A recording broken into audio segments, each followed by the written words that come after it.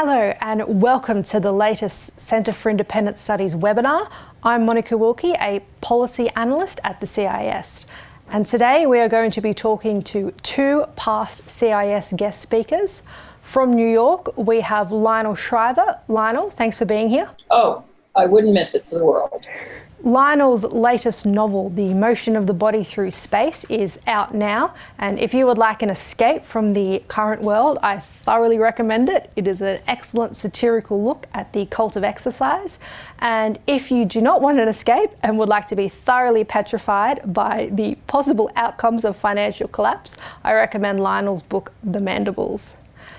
Now from New York to London, we have Spiked editor and host of the Brendan O'Neill Show, Brendan O'Neill. Brendan, thanks for being with us. Hi, Monica. Now, Lionel and Brendan are both past CIS guests, and you could find their talks on our channel. And since they were out here last, there has been a pandemic, civil unrest, and now Little Britain has been cancelled. So there's going to be no shortage of things for us to talk about. But today we're going to be mainly focused on cancel culture, the arts, and freedom of speech. Lionel, I'll start with you. You are famous or infamous now, depending on how you want to look at it, for speaking out against the idea of cultural appropriation. Are you more or less pessimistic now about the future of fiction? I'm a little more pessimistic, I'm afraid. Certainly that concept of cultural appropriation, when I first spoke about it in 2016, hadn't really hit fiction yet. I was trying to head it off, and I failed.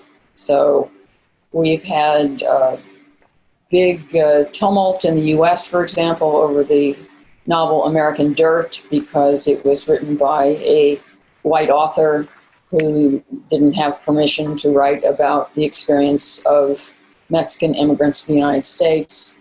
And it's now just assumed that you can pull out cultural appropriation as a sin, that this is a terrible thing. And it's one of those insidious terms that assumes the conclusion, which is if you use it, then you believe that it must be taboo. And activists have somehow successfully introduced that concept into the culture, which is poisonous. Artistically, when we're in a healthy artistic environment, we borrow from each other all the time, if not steal. And, and therefore put together artistic creations that are more than the sum of their parts. That it's a productive and exciting thing to do, to use bits and pieces of other people's culture.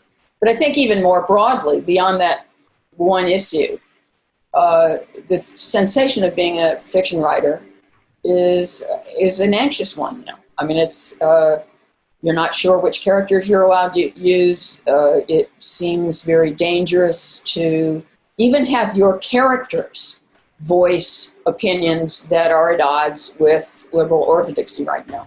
Brendan, on this idea of cultural appropriation, an argument you often hear is that, well, certain voices for a long time have been marginalised, and therefore shouldn't these people be allowed to tell their stories? How do you respond to that? I think cultural appropriation is, the idea of cultural appropriation is a racist idea, because what it essentially says is that all races, all ethnic groups have got to stay in their own lane, have got to do their own thing. They shouldn't borrow from other cultures. They shouldn't dare to mix cultures together. It's a fundamentally fascistic idea, this notion that the races are innately separate and cannot possibly come together in any celebration of culture or any lending of culture or any celebration at all. There have been some absolutely crazy examples. Yoga is now discussed as a form of, if white people do yoga, that's cultural appropriation. There have been some scandals on American campuses about, upper middle class white students eating ethnic food and how terrible that is. And, of course, there's the whole discussion about music and literature, which Lionel has spoken about at great length over the past couple of years. And just this notion that if you're a white person, you can't write about black people. If you're an Indian person, you can't possibly understand black culture. if you are a young white woman who puts your hair into cornrows, you are offending every single black person on earth. I find it a really fatalistic, depressing ideology, and one that is fundamentally driven by the hyper-racial idea that the races should never mix. And it's a very good example, I think, of the nature of the crisis we currently face. You know, the crisis of cancel culture, the crisis of increased censorship, increased thought control, all these problems that we talk about. What all of this really represents, I think, is a winding back of the great gains of the past 50 years. You know, there have been so many wonderful gains from the 1960s and 1970s onwards in terms of equality, in terms of racial progress, in terms of progress for women, all these things that, or gay rights, all these things that all of us would agree are good things. And I think the current culture is really winding back on all of that stuff and taking us back to a time when women were seen as fragile creatures reaching for the smelling salts if anyone ever offends them. Black people are seen as diametrically different to white people and they can't possibly mix together. Gay people are seen as incredibly sensitive beings who must never be submitted or subjected to offensive material or slightly homophobic jokes. So I think the ideology of cultural appropriation is a good snapshot of just how backward contemporary culture is and how it really undermines some of the great positive things that have happened over the past 50 years. Lionel, Brendan has just painted quite a dismal picture of the situation we're in, but is there a slight glimmer of hope? I mean, we just saw over the past week a letter appear in Harper's from 150 prominent authors, journalists, intellectuals, saying that perhaps we've gone a little bit too far and we should wind this back. We have open debate and free speech is at risk. What were your thoughts on the Harper's letter? And is it a turning point? I wouldn't be so naive to claim that it was a turning point. I think it was a good idea. I admire the people who put it together. I think the text is something that I would have been glad to put my name to. And in fact, I sent a letter of mild complaint to the editor of Harper's that they didn't ask me to sign it. I think it was just an oversight. And actually, what struck me about the letter is that the claims it was making, that is the ideology that it was supporting, especially in the United States, should have seemed perfectly self-evident and not the kind of thing that you would have needed to get a bunch of people together to sign. It should have gone without saying that we all believe in freedom of speech, that we all would like to have a public square, intellectually, culturally, artistically, where we can all share different ideas and disagree and not punch each other's lights out. I mean, it's that is a healthy society, and that the whole concept of Western society is one that allows very different people to live and get along and not necessarily agree with each other, but at least allow for that disagreement without it breaking down into violence or repression. And this is just standard American thinking for most of the country's history. And the fact that we now have to marshal all these luminaries to sign such a document, I found itself a little depressing. That said, I was glad of it. And I was glad that it got as much publicity as it did.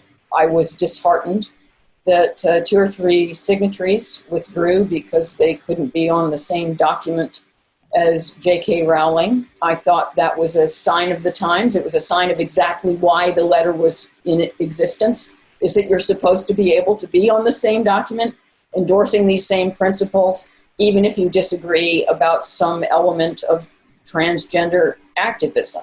I mean, I just thought that, well, here is the problem in a nutshell. But I don't see something like this, coming out and making a broad statement like that. It's going to do anything to seriously shift the nature of the times we're living in. And the one of the frustrations for me is that I am constantly discovering new Confederates, if you will, people who feel much the same as I do on these fundamental points. Maybe we disagree about which political party we vote for or whatever, but in terms of feeling fiercely that we need to preserve the right to disagree with each other in a civil manner, and being upset about the kind of oppressive attitudes and tactics that we're seeing from the hard left with a great deal of success. I have lots of other people on this side. Shouldn't even be a side. But we don't know what to do. So we do podcasts like this one. I write columns. Brendan has a whole site whose articles I read religiously. It's a great site, Spiked Online. And there are others like it, unheard.com, Paulette. There are lots of people out there who are reasonable, rational, liberally minded in the old-fashioned sense of the term, and we can't stop it. And we're still having everyone fired. We're still living in a time of, you just never know when you've penned the one line or the one phrase that is going to end your career. And no matter how much rational argument we put out there and how much we warn that, this is Maoist, this is Stalinist, this is a lot like the McCarthyite era, it doesn't change the fact that that is true. And I'm a little at my wit's end. Brendan, just to go back to the Harper's letter specifically for a minute, Lionel brought up that a couple of people after it was published did rescind their name and said that they should never have signed it. What are your thoughts on this sort of, guilt by adjacency? So even you can't agree with someone on principles because you are somehow possibly endorsing everything they've ever said or their entire body of work. What are your thoughts on that? Yeah, I really liked the letter. The only thing that shocked me about the letter was that Lionel Shriver's name wasn't on it. So I'm pleased to hear that Lionel wrote into them about that. That was an omission, a big omission.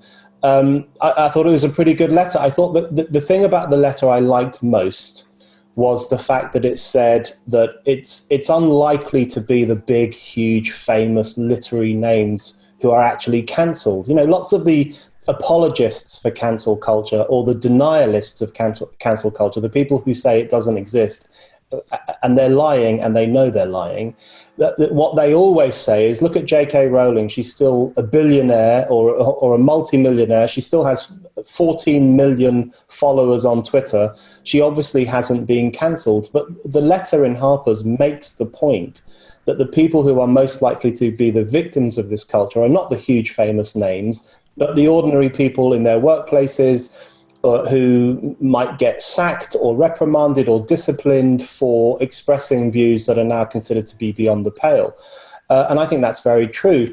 The thing is, in relation to the people who pulled out of the letter after knowing that J.K. Rowling signed it, I think the J.K. Rowling phenomenon is really fascinating and worth thinking about, because the reason she has become a focal point of so much of this stuff is that she has done something extraordinary, which is that she has not apologized. She has not backed down. And that doesn't happen. I can't think of many instances in which that has happened. Now, people will say, well, she can afford not to back down because she's very wealthy, she's very culturally secure, she's uncancelable in a sense because she's a global cultural phenomenon. But it still takes a certain amount of backbone to refuse to apologize and refuse to back down. So I think actually J.K. Rowling, with whom I have numerous disagreements, particularly on Brexit, but she has shown the way in relation to the cancel culture, which is the way you defeat it. And I am completely in agreement with Lionel Shriver. I am also at my wit's end in relation to this discussion, because I keep bumping into people who say this phenomenon doesn't exist, which is completely untrue. But what I think Rowling has done very well is demonstrated that the way you overcome this culture is simply by refusing to apologize. Don't give up on your views, just hold firm to them.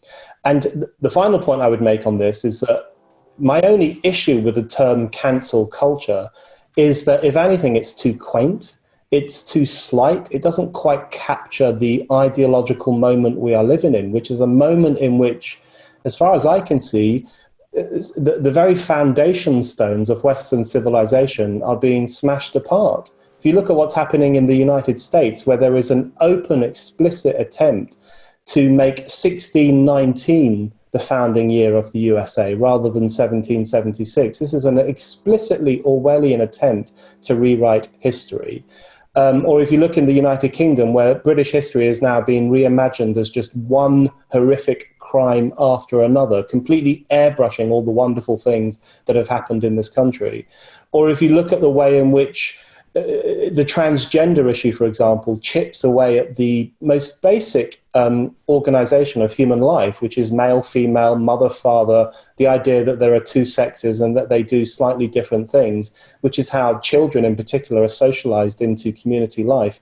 The fundamentals of the Western way of life are being attacked by large groups of influential people. So my only concern with the term cancel culture is that it doesn't capture the depth and the horror of what is currently happening in our societies. Yeah, I have to agree with that. The term is a little small. It reminds me of back when the 2008 recession first came along, and you remember we used to call it the credit crunch. Yeah. I noted at the time sounded like a candy bar. I mean, that was such a tiny word for the entire international financial system coming within 2 inches of total collapse. And we were calling it the credit crunch. And I think that you know, we do have a problem with naming. I mean, because the names wear out, insults wear out. Identity politics doesn't even quite do it anymore. Yeah. Right? I mean, it's a bigger issue than that. I don't know what else to call it, because it has to do with keeping people in their little boxes, and that's that little tiny box into which you were born. You're never going to get out of it, and it's the only thing that makes your life important. And your identity comes down to your skin color, your sex. It's incredibly depressing as a viewpoint. And it's hard to know what language to use to get across how depressing and how retrograde that really is. Yeah. I mean, I would also like to say, Brendan is right about J.K. Rowling's refusal to apologize. It's highly admirable. We can say, oh, right, she's rich, she can do whatever she wants. But given the circles she runs in, she's under enormous pressure to back down. So I think that this does express real backbone on her part, and I really admire it, and I would like to see more of it. And I would advise anyone else who finds themselves in that position to remember that if you look at all the other instances of generally fairly liberal-minded people bending over backwards to say how sorry they are for saying something incredibly reasonable, apologies don't work. Mm. You know, they don't save you from cancellation. You still get canceled. You just lose your dignity. Yeah. So even on a strategic level, it doesn't make any sense. This movement, insofar it is a coherent movement, only takes victory as inspiration for more. And that's why it's a big mistake to give in on certain statuary, right? Whereas I can see the argument for taking down certain statues. At this point in time, taking down any of them endangers every monument in your country. Every single one. I'm in the United States right now. It endangers the Lincoln Memorial. And I am not joking. So it's all very well to say, throw them a bone. You know, let them have this. Of course, it makes sense to take down certain Confederate statues. And I could easily make that argument. But the trouble is that at this point in time, it's the inch and mile problem.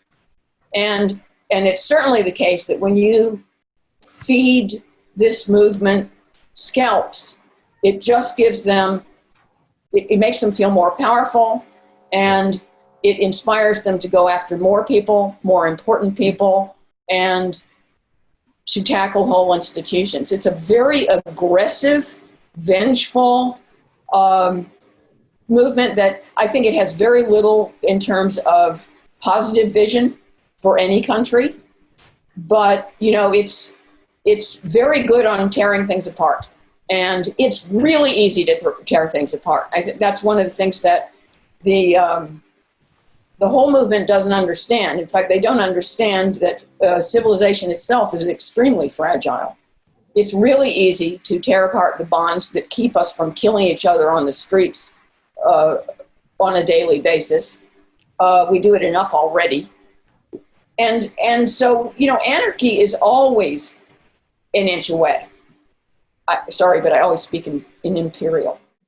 And I tried to illustrate that in my previous novel, The Mandibles, which is all about, you know, the United States completely falling apart. And it doesn't take much.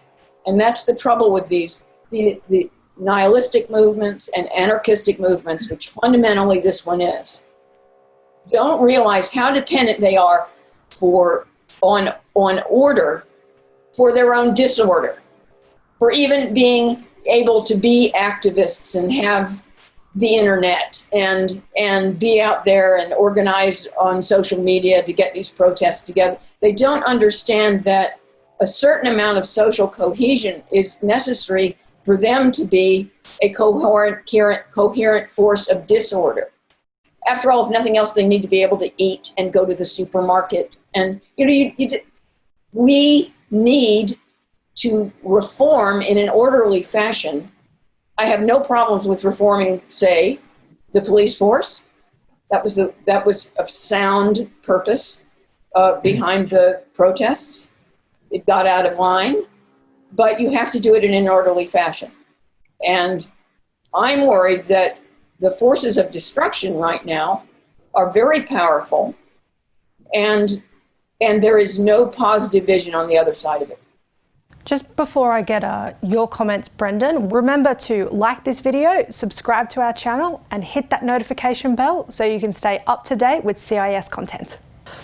Just to go back for a minute, Brendan, on this idea of apologising, we just saw the example of J.K. Rowling, also saw when they tried to remove an episode of Fawlty Towers, John Cleese spoke up and said that was quite a bad idea, whereas Little Britain, those creators apologised, and now some of their shows, if not all, it's hard to keep up, have now been removed. So what are your thoughts on this whole idea of, you know, when people are called out, as they say, the automatic reaction is to apologise? Yeah, never, never, never apologise. And I think the cult of apology is really one of the creepiest things about contemporary society. I mean, Australia, I love Australia so much, but it seems to be in a constant state of apologetics for its history, which I think is incredibly unhealthy, and probably has fueled the current moment in Australia and other parts of the world. In the United Kingdom, we've had bizarre spectacles of apologies in recent years. We've had, you know, David Cameron apologising for the Bloody Sunday massacre in Northern Ireland in 1972. Now, I actually think that was a horrific event, but, you know, David Cameron didn't really have any connection to it. Even more bizarrely, we've had Tony Blair apologising for the Irish potato famine, which was 150 years ago. So there's this constant, there's this fashion for apologies. There's this fashion for self-flagellation, where and we saw extreme versions of it over the past few weeks in the George Floyd protests and the George Floyd riots. We saw white people on their knees in the United States begging black people for forgiveness for the crimes of history that these white people obviously had nothing to do with. White liberals, one of the reasons I think white small L liberals love Black Lives Matter is because it allows them to, get off on their own self-hatred and to self-flagellate and to say what a horrible group of people they are for being white and for being supposedly privileged. So the cult of apology, I think, is incredibly destructive and not positive at all. And apologizing when you are accused of a speech crime or a thought crime is always a mistake. It's like the accusation of racism has become like a religious denunciation.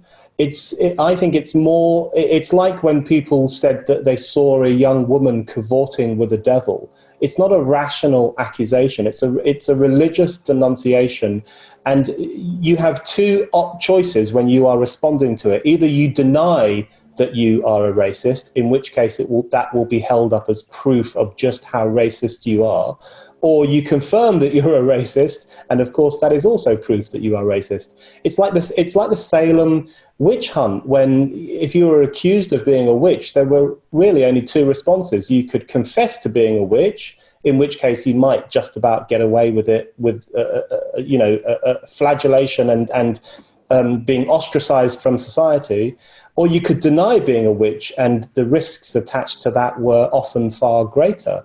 So, and I think that's the kind of culture we live in now, where the pointed finger saying you're racist, or that thing you did in 1994 was a bit racist, or your joke was racist, your novel was racist, your anything you do is racist. This is not rational discourse. And so if you apologize in the face of these people, you're really just bowing down to them and accepting their entire narrative. And as Lionel says, you end up emboldening them. And I think the culture of, I think the reason that the woke mob is so powerful at the moment is precisely because of institutional cowardice and the unwillingness of politicians and corporations and other powerful bodies to stand up and say, no, we're not racist. We're not going to invite Robin DiAngelo to come in and tell us how disgusting white people are. We're not going to adopt the policies of Black Lives Matter. We're actually going to defend ourselves against these accusations. So few people are willing to say that. You know, one person who did say it was Donald Trump in his Independence Day speech at Mount Rushmore, which is actually a really good speech. I say this as someone who is highly Trump skeptical. He did a very good speech at Mount Rushmore where he talked about cancel culture, and he talked about how this was a cultural revolution against the American Revolution, where he defended 1776, where he defended progressive values and modern values. And I kept thinking, why hasn't Boris Johnson done this? Why hasn't Scott Morrison done this? Why haven't Western leaders stood up and say, we defend J.K. Rowling's right to freedom of speech. We oppose the destruction of statues by mobs. We think our national histories are full of wonderful things as well as various crimes that we all recognize were bad. Why aren't more Western leaders standing up and doing that? The more they refuse to do that, the more they embolden this mob, this powerful academic, upper middle class, literary mob, which has taken it upon itself to rewrite Western history and to demonize all Westerners as being racist and horrible and disgusting. Never apologize and defend your beliefs. And I think that's one of the lessons we can learn from people like J.K. Rowling. And also, not to blow her trumpet too much, also from people like Lionel Shriver, who has been doing what J.K. Rowling has been doing, but for much longer. You've got to stand up for your beliefs. You've got to make clear that you will not back down. And that's the only way at the end of the day that we can hold back this tsunami of intolerance. I'd also add that you have to resist the temptation to become one of the finger pointers, because that's how everyone is invited into the fold, because you're given what is actually a false impression that if you point the finger at other people, then nobody's going to point the finger at you.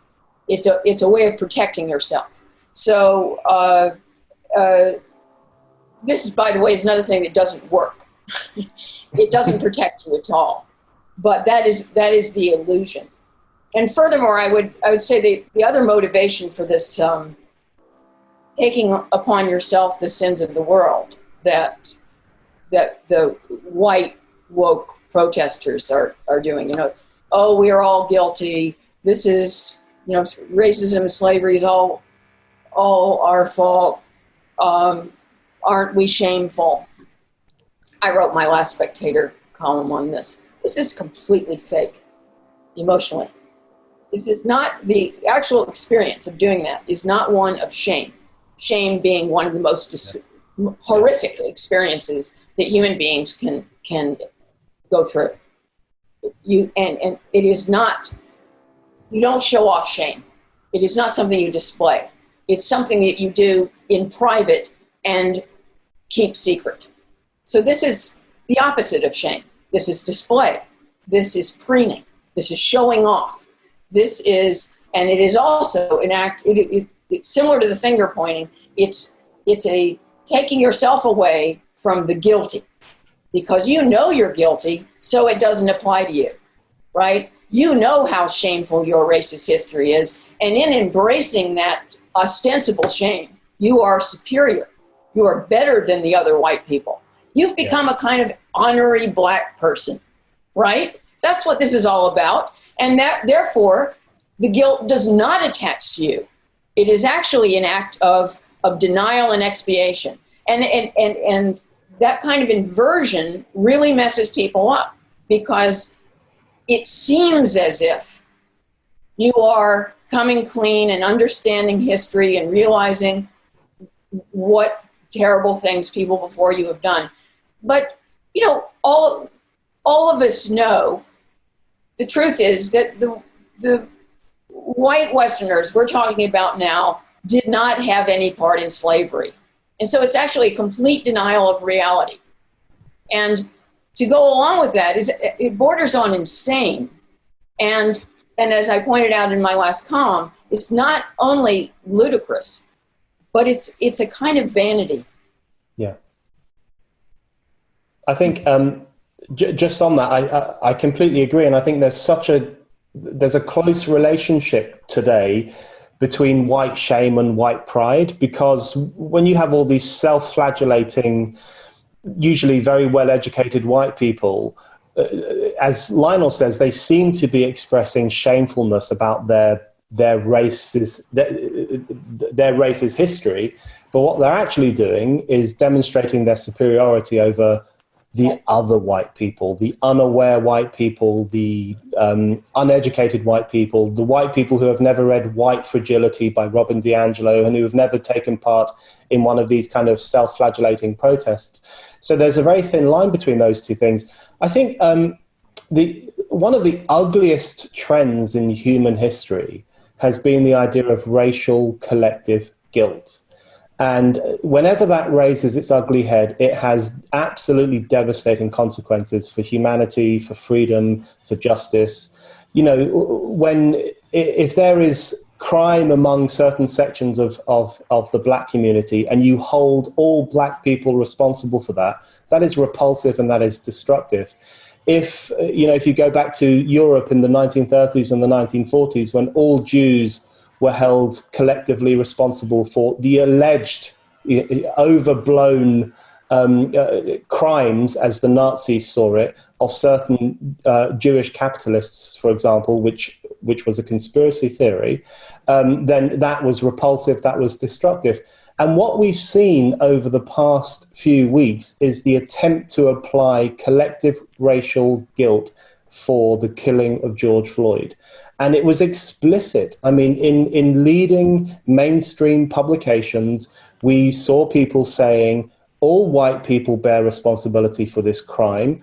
All white people were reflected in Derek Chauvin's arrogant face as he kneeled on George Floyd's neck. This is a crime of white people. And that was an attempt to instill collective racial guilt in a new fashion against white people for apparently being this repulsive, evil, historically compromised group of people. It's an incredibly regressive way of understanding society. It absolutely stirs up racial tensions, and it completely negates, as I was saying earlier, it completely negates all the wonderful leaps forward that have been made over the past 50 or 60 years, which have been towards racial equality, color blindness, and all these other things that we traditionally considered quite valuable. So the moment we're currently living through, I think, is incredibly regressive, and one that we really have to start to counter in a very serious way. It's also a little dangerous because the majority of both the UK and the US reject this way of thinking out of hand. The majority think, what do you mean? I'm sorry, but I didn't do anything, which is self-evident. I mean, yes, I've had my moments where I might have caught myself making some stereotypical assumptions about people, and I don't mind catching myself out on that. But don't dump slavery on me. I didn't do it. And that's the way most people think. And when you push the majority, of ordinary people, and shove this stuff down their throat, at a certain point they rebel.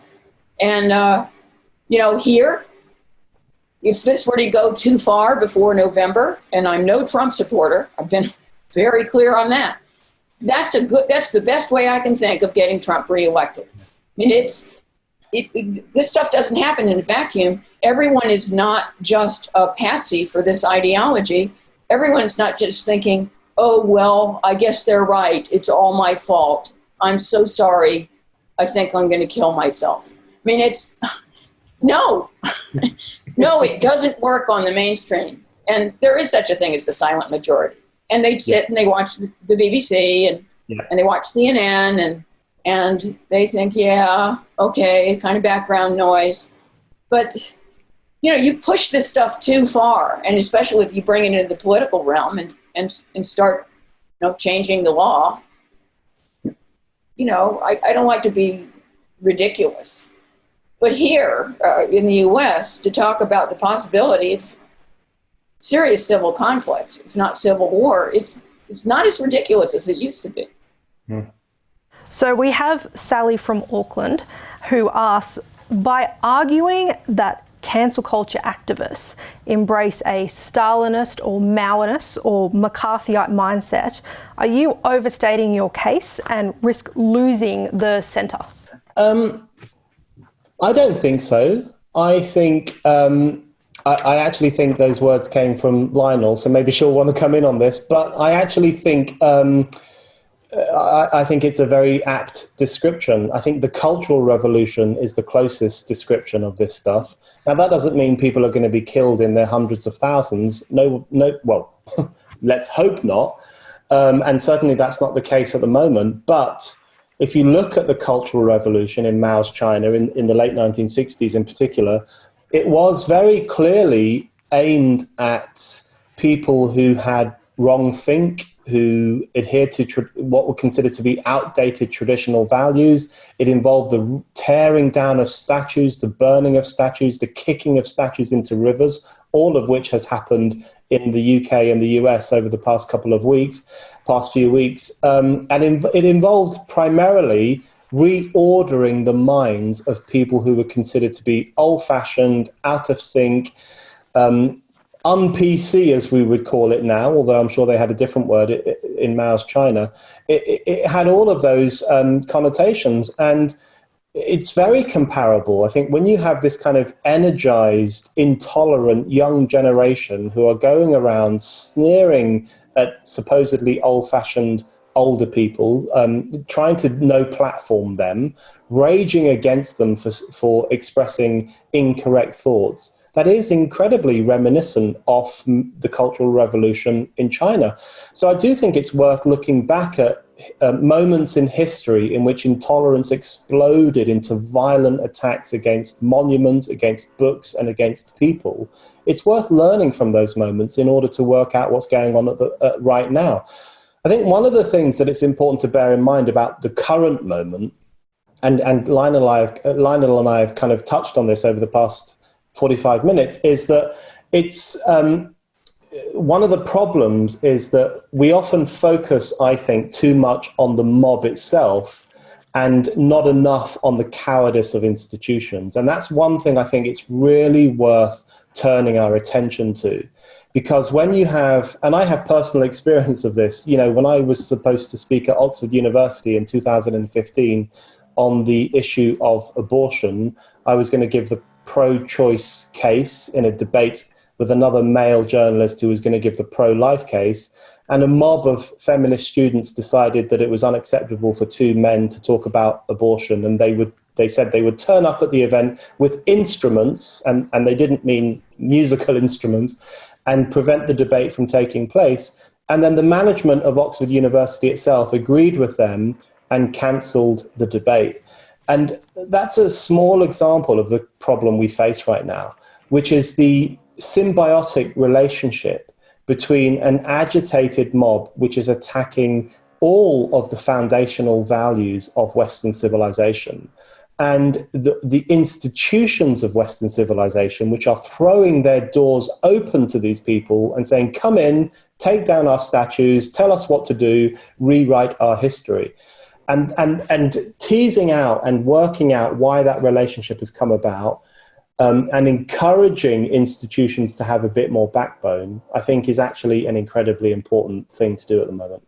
Well, you speak there, Brendan, about institutions. What we've also seen over the last couple of weeks are corporations who are lining up behind Black Lives Matter. You see Ben and Jerry's are vocally supporting it. And we have, I'll ask you this question, Lionel. We have a couple of similar questions from Mark and Stanton talking about the corporatization of woke, for lack of a better phrase at the moment. The renaming of the Washington Redskins. There's a couple of popular brands of lollies in Australia that are going to be renamed because of perceived offence.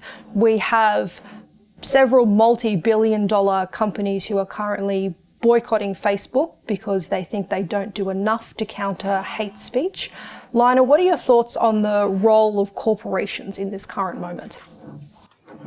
Well, it's the ultimate in emotional insincerity. I mean, this is more branding. It's completely cynical. It has nothing to do with having fierce convictions about the equality of all men and women. It's partly just, this seems dangerous, get this stuff away from me, let's make ourselves look good.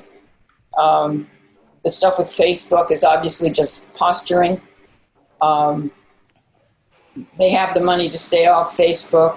They can live without Facebook for a month. It is a gimmick. It's a theater.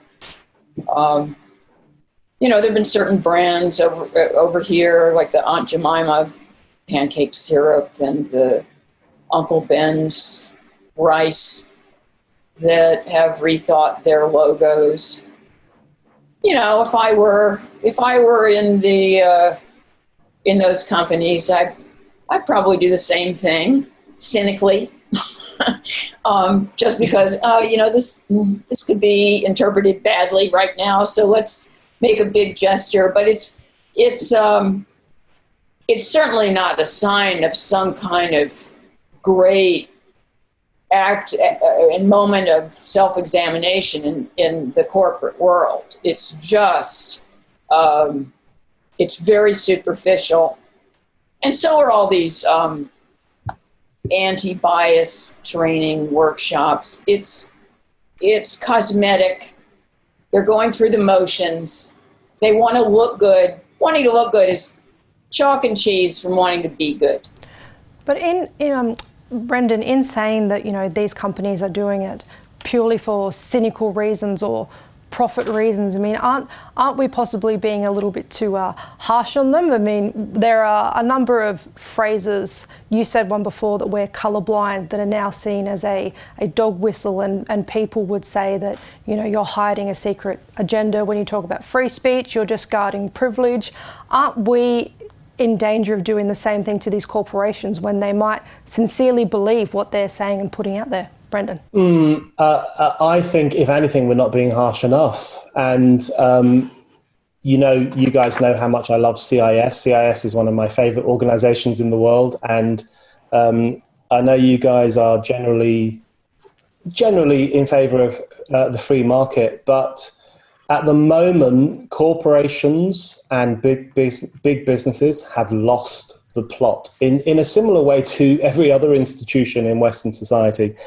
And the thing is, I think, I would even go slightly further than Lionel, in fact. And I think what some of these big businesses recognize at an instinctive level is that the current moment lends itself very well to their agenda. And so, if you ask yourself, why are these huge corporations, which are largely driven by the profit motive, why are they buying thousands and thousands of copies of Robin DiAngelo's book on white fragility? Why are they buying thousands of copies of books called Why I'm No Longer Talking to White People About Race?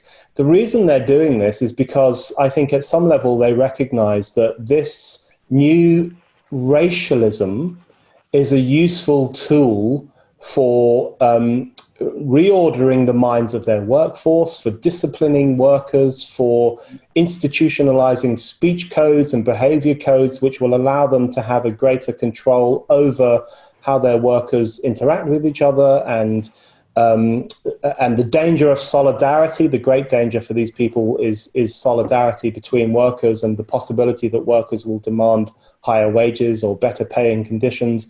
So I think they're recognizing instinctively that this new racialism lends itself to the project of divide and rule. I really do. And when you have a massive Silicon Valley corporation like Google embracing the politics of intersectionalism, so going even further than Black Lives Matter and embracing intersectionalism itself, this notion that everyone is separate and different and we can only possibly manage the differences between people, I do think they're recognizing that there is something useful in that for them. And so the great irony of the current moment, of course, is that a lot of this complete nonsense and insanity is being led by supposedly radical leftists, but it's been cheered along all the way by corporations.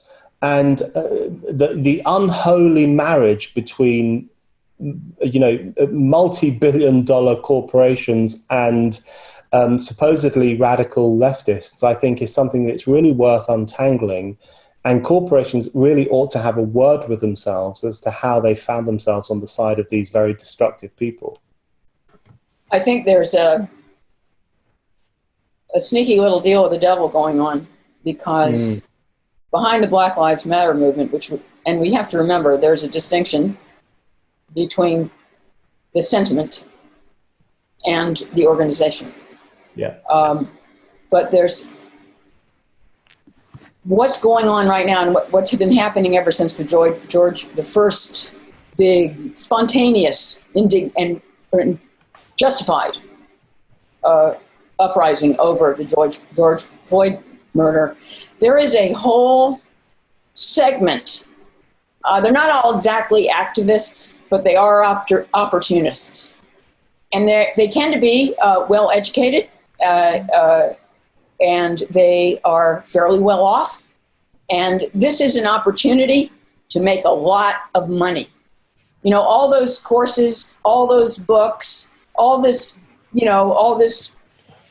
prostrating showiness of awareness in schools, in corporations. There's money to be made in it. And the whole race awareness thing is becoming an industry. And you just watch. It's really about the transfer of resources. And it's not going to be that much money, but it's going to be a lot of money in a few pockets. We focused a lot talking about left progressivism, the woke, Black Lives Matter. A question we have here from Glenn is the cancelling, at least currently, is coming from these forces, but aren't conservatives also guilty of being would-be cancellers by encouraging certain moral or religious codes? Brendan? Yes, absolutely. And I think, I moan about the woke left all the time, but I think conservatives have actually played a role in this culture too, either by rolling over backwards and allowing themselves to be cancelled in a kind of very craven way, or by taking part in cancel culture. And one of the issues I have with some of the criticism of this current culture, which I think is essential, it's essential to criticize this culture, is the lack of consistency in relation to freedom of thought and freedom of speech. And my view, I have a very old-fashioned view, which goes right back to George Orwell, John Stuart Mill, right back to Thomas Paine. Thomas Paine said that if you don't defend freedom of speech for your enemy, then you're opening yourself to censorship at some point in the future. I mean, that's how old this idea is. I think a lot of conservatives, a lot of people on the right don't realize that. And so, for example, I've had numerous discussions with arguments, in fact, with conservative people and right-wing people who would very happily ban radical Islamists from speaking in public, or pro-choice activists from speaking in public, or any other group of people who they find disagreeable or difficult. And they can very easily lapse into the same kind of culture that they generally tend to criticize. So I do think there is a problem of political correctness on the left, but there is also a problem of moral correctness and traditional correctness on the right. And my view is very straightforwardly that the only way around this current crisis that we all agree is a problem is to uphold the value of freedom of speech in all areas of life and the value of freedom of thought in all areas of life. And that means freedom of speech and freedom of thought for people you agree with, like J.K. Rowling. I happen to agree with J.K. Rowling that someone who has a penis is a man, not a woman. So I defend her freedom of speech. But then there are other people I disagree with passionately, whether they are on the supposedly radical left or whether they are Islamist neo-fascists, in my view, who think that we need a caliphate and Buckingham Palace should be, the heart of the British caliphate. I disagree with these people to an extraordinary degree, but I think it's essential to defend their freedom of speech too, so long as they are not inciting actual violence and so long as they are not using their speech in the process of commissioning a crime. That's not a free speech issue, of course. If you use words to try to bring about a crime, then you are conspiring in the commission of a crime. You're not expressing an opinion. But outside of that, we need to be far more consistent in our defense of freedom of speech. And I have this argument with conservatives and people on the right all the time. And I think it's incredibly important that we set a precedent where every expression of opinion, whether it's a good opinion or a bad opinion, must be defended from censorship. Lionel, what are your thoughts on this idea that everyone involved in this, both sides, for lack of a better term, needs to be more principled when defending free speech and open debate?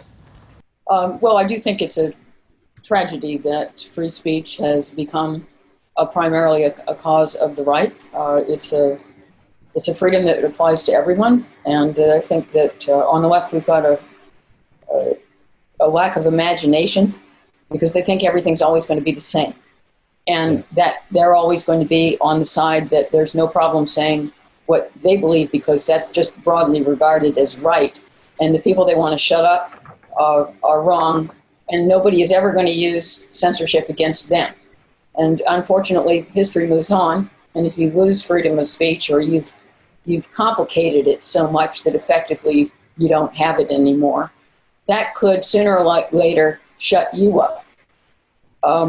I think one of the most pernicious erosions of freedom of speech has been the evolution of this notion of hate speech, which is poisonously slippery slope. People don't seem to realize anymore that racism in and of itself, a feeling, an opinion, is not actually against the law. Now, I may not like it, and if I ever hear people saying things that I regard as racist, I am offended, but it's not illegal, and it shouldn't be. Because after all, we all have slightly tainted views of the world. I mean, in that sense, yeah, I do believe in original sin. None of us is pure. So in order to have free speech, we need to be able to speak our impure thoughts.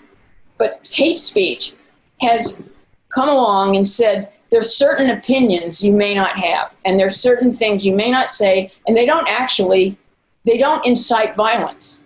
It is a new category of restriction, and it's potentially infinite.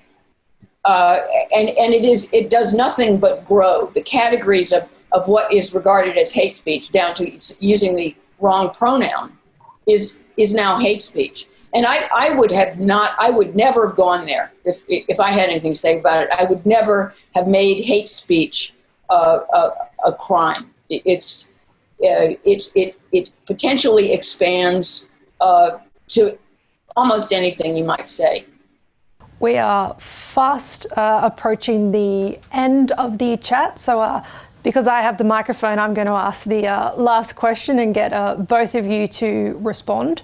So, a lot of what we're seeing now in terms of cancellation, shows being cancelled, particularly historical examples, we now know that these are wrong. I mean, you have to have a warning in front of Gone with the Wind, because those attitudes back then we now think are wrong. So I'll ask both of you. Lionel, I'll get you to start off with, what do you think we are doing, saying, a thought now that in 5, 10, whatever years' time will get people cancelled? Well, of course, I like to imagine that this entire period of racial hysteria and aggressive, predatory left-wing activism will be looked back on later as horrifying, right? And as a moment of, I'm afraid, no longer a moment, a period of madness that we now feel a little sheepish about. And I pray for a time when race, for example, becomes less important. That's what I've been hoping that I was living through for my whole life, that little by little we can just see each other for human beings and we can relax around each other, which is the absolute opposite that's happening now. So, when I'm optimistic, I like to think that we will all, in 15, 20 years' time, have relaxed a little with each other, stop being so super sensitive, and look back at this period and think, what was that? Brendan?